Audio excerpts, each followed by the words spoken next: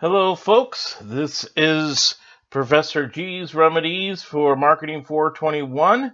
We are in week 4 team assignment, which is the Lemonade worksheet.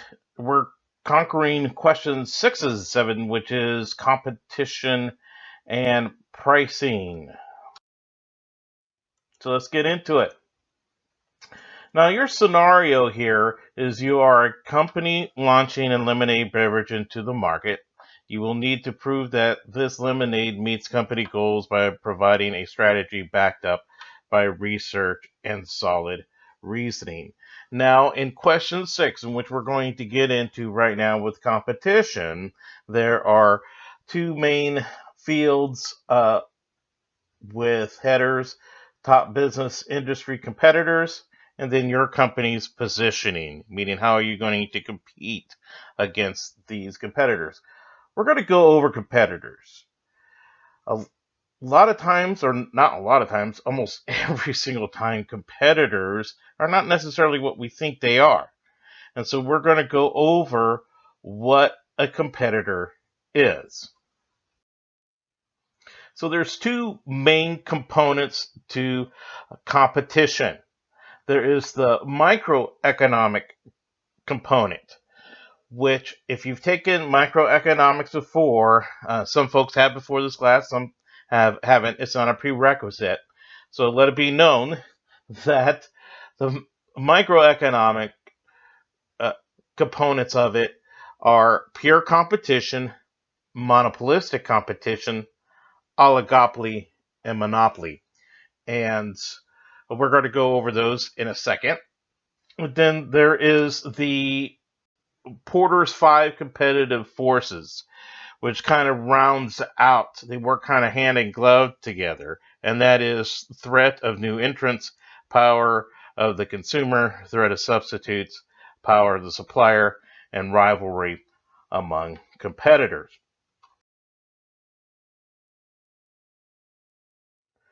So the microeconomics components, pure competition, this is how it's pretty much defined. There are many sellers there.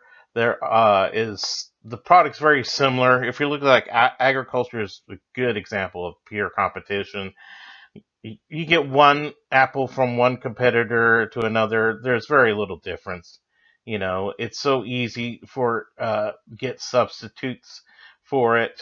As long as you eat your fruits and vegetables, you're good. You know what I'm saying? The substitutes are just so easy.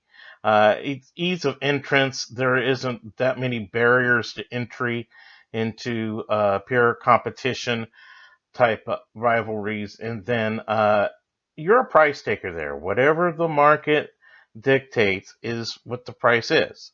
So then the monopolistic competition, which is pretty much where the lemonade is, where it stands. There's many sellers in there. There's many types of substitutes there. There's a lot of people making lemonade. And then you compete on differentiation.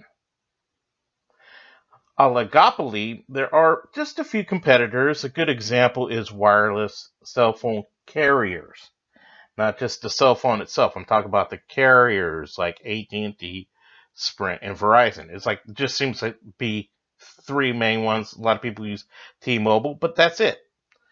For as many cell phones that are out there, there's only like 4 main carriers. Okay, so there's a few competitors out there.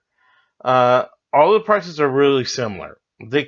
They kind of do different types of incentives, but at the end of the month, you're pretty much paying the same amount, no matter what competitor you go with. It just depends on who's got the better coverage in a geographical area for most people, and then it's pretty much the same product. And then monopoly. Now, monopoly is just only one company. Electricity is a good example of this, or water in California is a water provider. Uh, those are pretty much independent companies in the state of California. But as far as electricity is concerned, a lot of times it's just a few carriers for that. I know there's PG&E in lots of parts of California, and then Edison and other parts. So they can pretty much name their price. They got one product that they're doing, and they are naming their price.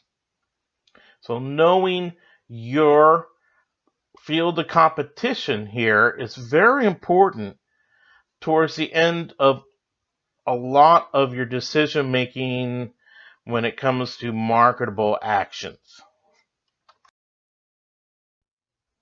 Now, with Porter's 5 competitive forces, we're talking about 5 different components that most folks wouldn't even consider being a competition.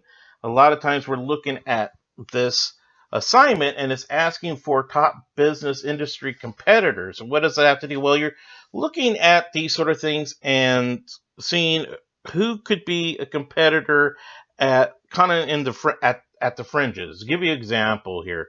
So, threat of new entrants. I just saw a documentary on Netflix, and Netflix was even thought of. They thought of a new way of distributing movies, and so they entered into it based upon the way that they could produce and distribute their items. So, and how much money it would take to enter that. It didn't take much at all to enter into that industry based upon these new technologies. So when you're looking at threat of new entrants, you're looking at these capital hurdles, the ability to produce that, who has those abilities to enter into the lemonade field, so to say. And then bargaining power of buyers. This is your market. This is the buyers, your customers.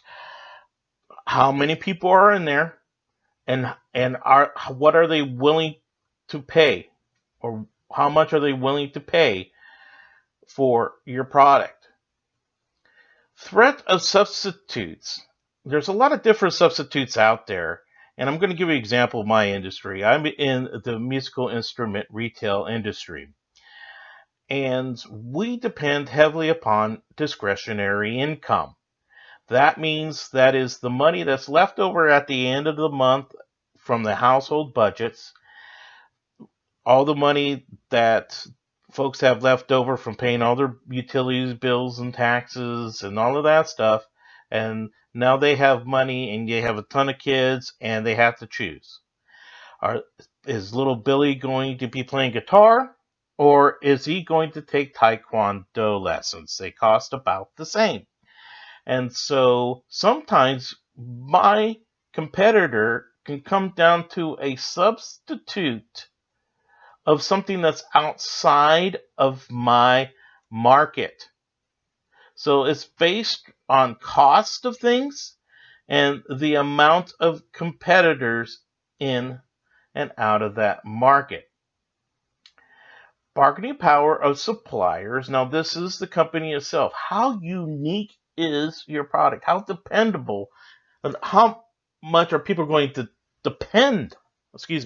Depend on your product.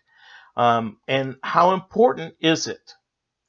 That is very important. What kind of things and uniqueness can you do in order to differentiate your product to the point where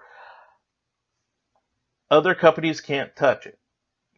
What kind of deals are you going to make with your suppliers? What kind of unique patents are you going to create so that it's something that people are truly going to depend on?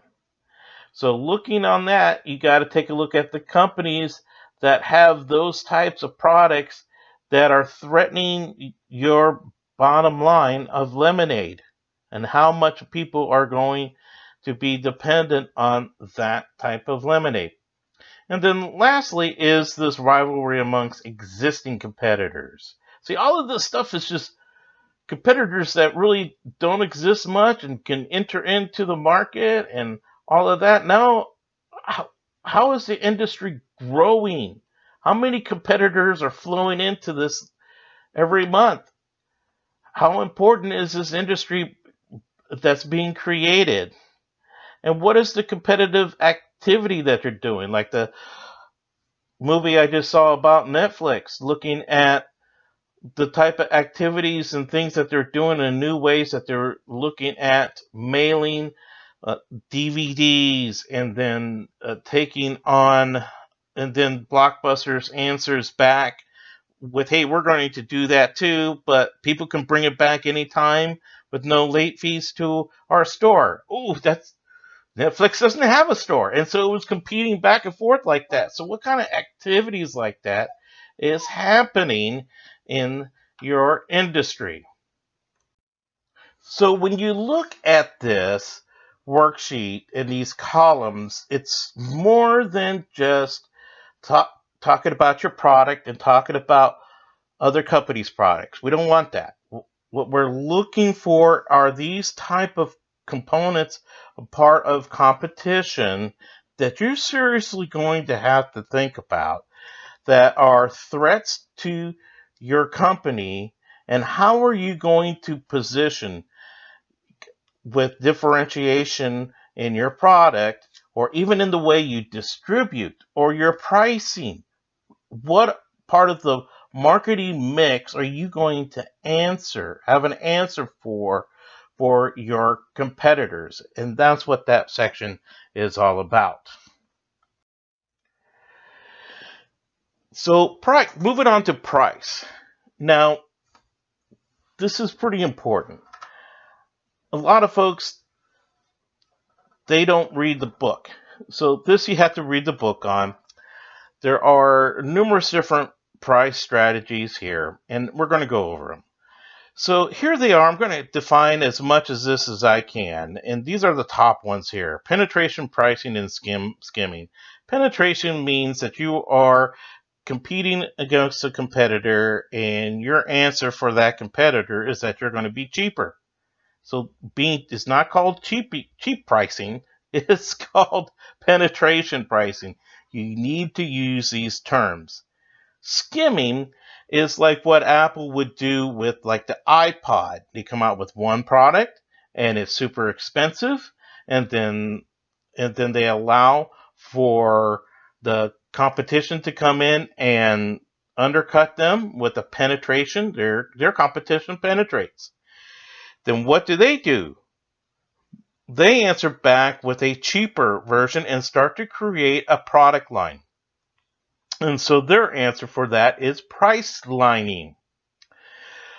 Also, if you look at the watch, the Apple Watch, not the iWatch, but it's the Apple Watch, there is one component in there in that price line that is prestige. If they have to just have one, they're going to keep it expensive, and that's what they're going to do. They'll leave it at a prestige pricing, and that's what prestige means.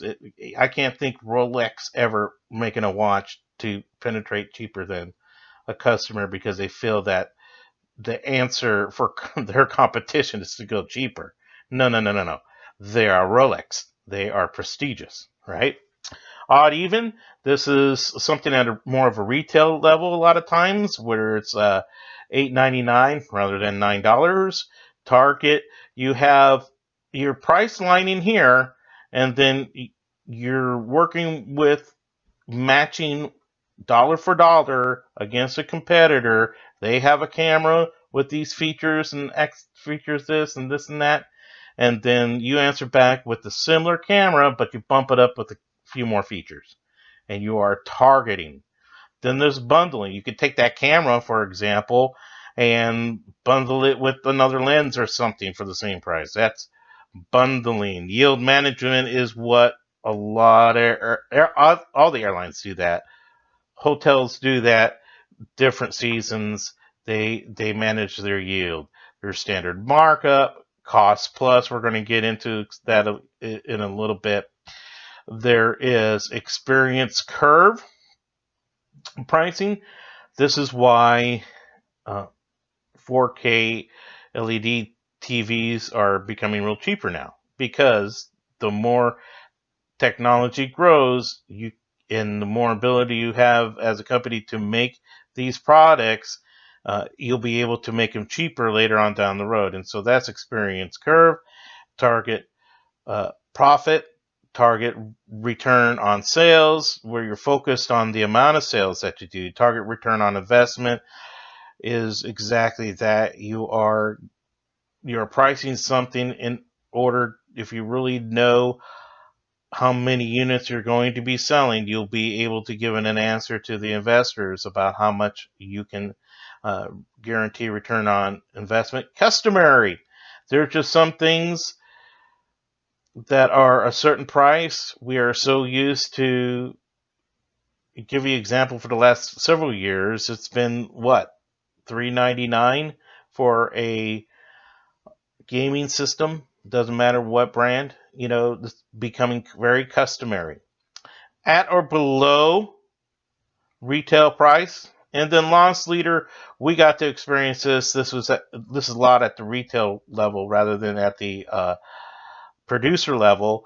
But we experience this every Christmas when Walmart prices a television or new electronic item at a hot price below their cost. They will lose money on it in order to draw more people into their business. So those are the various different price strategies. There's also another one that you may hear called static pricing, meaning it's the same price, or malleable or flexible pricing.